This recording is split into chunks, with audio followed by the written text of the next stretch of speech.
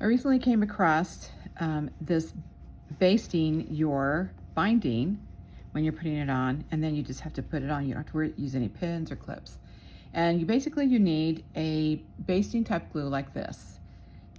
This is Roxanne's Glue-Baste-It. We have some of these in the shop. We also have ones with a smaller application, which actually might work a little better than this type of application. But this is what I had on hand, so this is what I wanted to use. So I thought I would try it. I have this baby blanket that I've put together, and all I'm going to do is just put a little bit of glue along this edge. We're going to just go ahead and start from here. And I'm doing it inside. I've already sewn the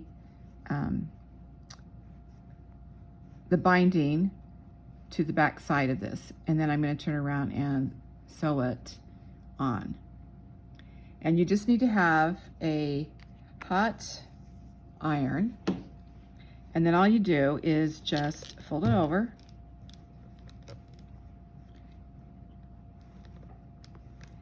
and then iron it in place. And sometimes get your fingers a little gummy, especially this one. But we're going to just try this all the way down to the corner, and then we're going to miter the corner. And so you can see that it stays in place and it's not moving. It's a water-soluble glue, and it doesn't have any starch in it. So those are the other two important things to remember, is that you want to get a type of glue that doesn't have starch in it. That way it won't gum up your needles as you are sewing the binding on. Okay, I'll put just a little more right here. I feel like I had enough there. It also helps you to get those mitered corners that are really, just really nice. You know, that had that nice fold in them. So we're going to turn this one over.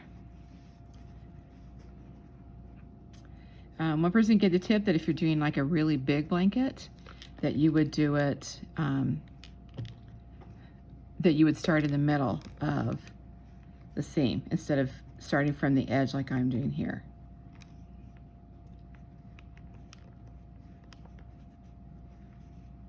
And all it does is it just kind of like hardens that glue so that you can, so it's held in place, and you know where you're going to be doing the gluing. And then I'm going to go ahead and use, this is a binding foot. It looks, I don't know if you can see, but this side is a little thicker. It has that little edge right there. This little edge right here is a little bit longer than this edge there. And what you do is I'm going to take this and I'm going to sew it. So you can see how it has a little lip right here. And I'm going to put that edge against here, and then just make sure my needle is where I need it to be as I stitch along here and do that binding. This is a baby lock foot. I believe it'll also fit on a brother. I don't know about other machines and whether or not they have one that is like this, but this is the baby lock brother binding foot. So we'll try that out, and I'll let you know how it goes. Okay, so I thought I'd let you see a little bit about how I use this foot and how easy it is to do your binding when you glue baste it before you get started. You go to the end where that turn is. Up. And I started on an end that was lighter so you could actually see like the stitching and how nice that goes and how easy this is to use.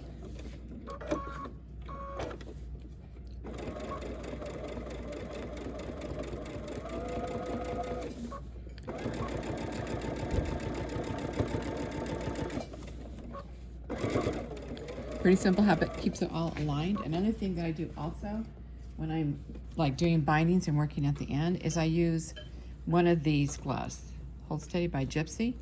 I have some issues with my shoulders, and so I like the grippiness of these that holds everything in place, and it helps move it, and I don't have to feel like I'm pushing it. I'm just holding it in place and just letting the machine pull it through. I love these gloves. They're like one size fits all, stretchy band here. And these are really great little grippy ones.